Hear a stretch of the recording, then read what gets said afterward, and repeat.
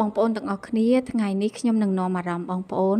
ទស្សនាការដើរលេងកម្សាន្តរបស់កូនរបស់ខ្ញុំនៅចុងសប្តាហ៍បងប្អូនចង់ដឹងថាទៅណាខ្លះអត់តោះមកទស្សនាទាំងអស់គ្នាសួស្តីអ្នកទាំងអស់គ្នាស្វាគមន៍មកកាន់វីដេអូថ្មីរបស់កូនរបស់ខ្ញុំថ្ងៃនេះជាថ្ងៃចុងសប្តាហ៍របស់កូនអញ្ចឹងហើយខ្ញុំចំណាយពេលបន្តិចបន្តួចជូនគាត់ទៅលេងនៅក្រៅហើយក្បាលដំបងនេះគឺជាការធ្វើដំណើររបស់ពួកយើងទ្រាំទៅដល់កន្លែងហ្នឹងរៀងឆ្ងាយដែរហ្នឹងបងប្អូនចាឥឡូវយើងមកដល់ទីតាំងហ្នឹងហើយពេលចុះឡានហ្នឹងគឺរមមួយសិនណាបងប្អូនសប្បាយចិត្តពេកចានេះគឺជាទីតាំងដែលគាត់មកដំបងគេគឺកន្លែងលេងហ្គេមបងប្អូនមានគ្រប់សពតែម្ដង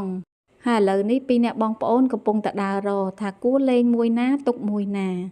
សំខាន់ណាត្រូវមើលសិនថាហ្គេមហ្នឹងគាត់ចេះលេងអត់ដើរសួរគេផងអីផងទ្រាំចេះលេងមួយហើយពីរអ្នកបងប្អូនម្នាក់ទៅខាងឆ្វេងម្នាក់ទៅខាងស្ដាំហើយសៀវពៅនេះអត់ចេះលេងអីទេចេះតែទាញបោះគេចុះឡើងប៉ុណ្ណឹងឯង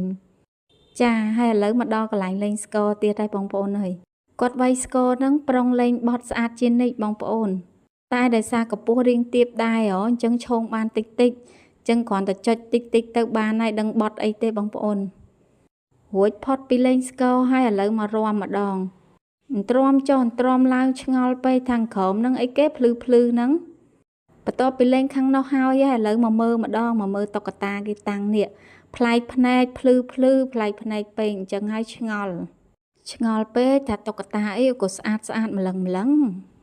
ហើយបន្ទាប់ពីលេងហ្នឹងហើយយើងនាំគ្នាមកញ៉ាំ burger ម្ដង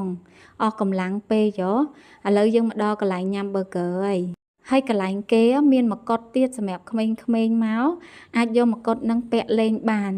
ដើម្បីថតទុកជាអនុស្សាវរីយ៍បែបឈូតអញ្ចឹងណាបងប្អូនហើយម្នាក់ទំលេងហើយដល់ពេលអញ្ចឹងរៀងហត់អញ្ចឹងហើយគឺឃ្លានដល់ពេលអញ្ចឹងគេចែកគ្នាបងនោះក៏ញ៉ាំអីទៅហើយប្អូននេះអត់គិតញ៉ាំអីទេគាត់តែពីលេងទាញនេះទាញនោះមើលទៅពួកគាត់សប្បាយរីករាយខ្លាំងណាស់ក្នុងការញ៉ាំផងលេងផងព្រោះអីអត់សូវបានដើរចេញក្រៅទេបងប្អូនយូរបានចេញម្ដងការចំណាយពេលជាមួយកូនបែបនេះគឺជាអនុស្សាវរីយ៍ដ៏មានតម្លៃមួយសម្រាប់ពួកយើងចាមើលទៅរៀងហត់បន្តិចដែរដោយសារមើលទៅដូចចាប់ក្តាមដាក់ឆ្អេងអញ្ចឹងបងប្អូនអ្នកដែលមានកូនតូចដូចខ្ញុំអញ្ចឹងគឺយល់អារម្មណ៍មួយនឹងច្បាស់តែម្ដងសង្ឃឹមថាអ្នកទាំងអស់គ្នាដែលមើលវីដេអូនេះហើយនឹងចូលចិត្តហើយកុំភ្លេចជួយ Subscribe Like ឬ Comment ម្នាក់មួយផងណាបងប្អូនបើគាំទ្រ Channel របស់ពួកយើងជួបគ្នានៅវីដេអូបន្ទាប់សូមអរគុណយកដាក់ទៀងអូនហ្នឹងអេ